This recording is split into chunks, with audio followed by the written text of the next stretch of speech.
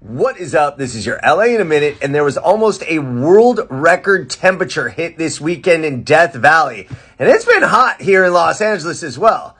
So that got me thinking, what are the worst heat waves in Los Angeles history? Let's get into it. According to the National Weather Service, the longest heat wave in downtown Los Angeles happened in 1955, when there were 8 consecutive days of over 100-degree temperatures. So in 1955, the smog still looked like this. So combined with the heat, even healthy people had respiratory and breathing problems. The elderly, children, and pets were in serious jeopardy because air conditioning wasn't ubiquitous yet. Additionally, it said that 1955 heat wave was the impetus for more swimming pools being built that year than any other year prior in Los Angeles. Next up is Tahunga in 1950, which had 4 consecutive days over 110 degrees. The heat wave was so bad that it caused a water shortage. That water shortage didn't stop people from congregating around Big Tahunga Wash and Tahunga Creek to escape the high temperatures.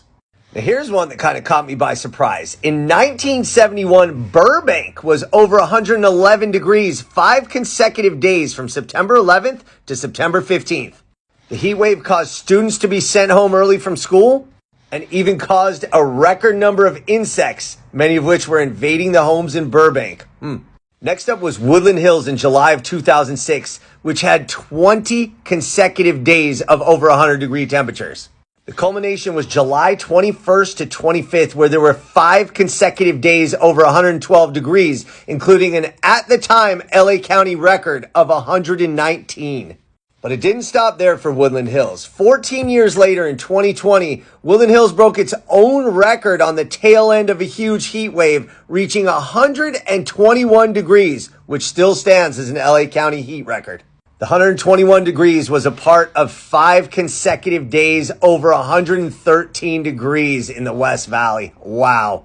So those are the biggest LA heat waves, but I gotta take a special note on Woodland Hills. Why is it so hot? Because every time you see the weather, Woodland Hills is the hottest. It's because of the ring of mountains along Woodland Hills' west and south sides.